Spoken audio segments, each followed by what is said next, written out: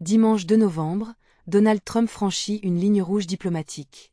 Il menace le Nigeria d'une intervention militaire, n'excluant ni frappes aériennes ni déploiements terrestres.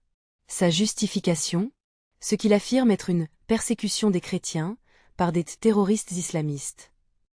Si le gouvernement nigérian continue de tolérer les meurtres de chrétiens, les États-Unis pourraient envahir ce pays en défouraillant à tout va, écrit-il sur Truth Social. Samedi, il ordonne au Pentagone de préparer une éventuelle action. Si nous attaquons, ce sera rapide, violente et efficace. Dimanche, dans l'Air Force One, il confirme « Nous pourrions faire les deux, frappes aériennes et interventions terrestres ».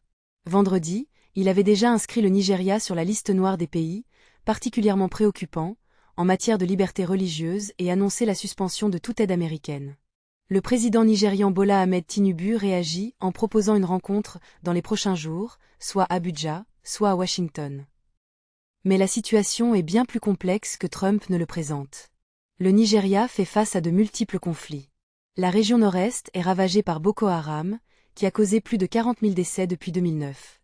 Si les chrétiens sont souvent pris pour cible, selon des analystes, la majorité des victimes sont des musulmans du Nord, où se déroulent la plupart des attaques.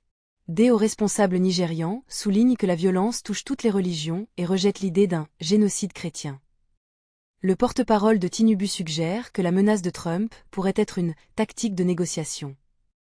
Ces accusations ont été relayées par des organisations évangéliques et des élus conservateurs américains après des mois de lobbying, bien qu'elles soient mises en doute par des experts.